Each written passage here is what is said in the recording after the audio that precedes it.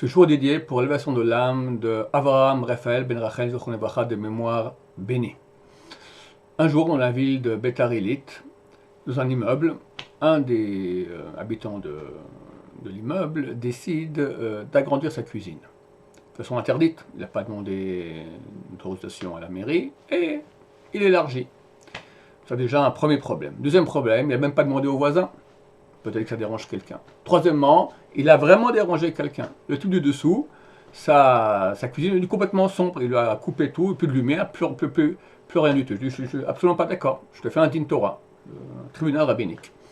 Le type qui a construit dit ok, j'accepte, mais seulement, c'est comme ça la loi, c'est celui qui est accusé, il a le droit de choisir, celui qui choisit chez qui il veut être jugé. Je vais être jugé chez le Rav Benson Abba Shaul Zatzal, enfin à l'époque Shalita, il était vivant. Aujourd'hui, Zatzal, le Rav Benson Abba Shaul, un des grands de la génération. Ok,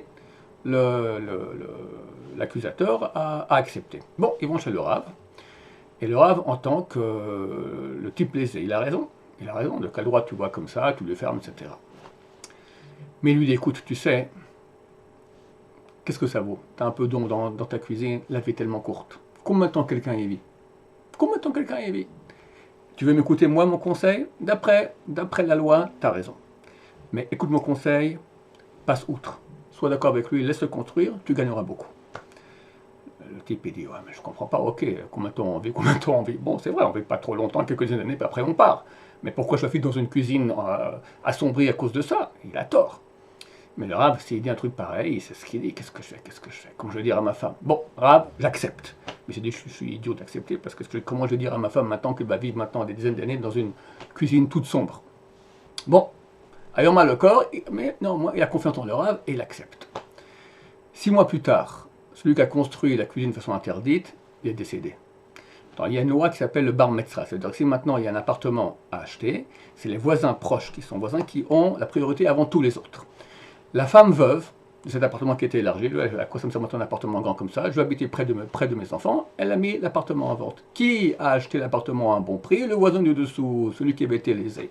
Et c'est lui qui a profité de la cuisine agrandie par le type qui est décédé. Le Rav lui a dit, tu veux m'écouter? Passe outre, écrase-toi, accepte, ça a l'air dur, mais combien on gagne? Et là, il a gagné que Olam Hazé, qu'une cuisine très grande, mais combien il a gagné Olam Haba? Je l'ai dit souvent et je le répète, le Rav Steinman, le grand de la génération décédé il y a quelques années, il a dit, je n'ai jamais vu de ma vie quelqu'un perdre parce qu'il a cédé. On peut que gagner, que gagner.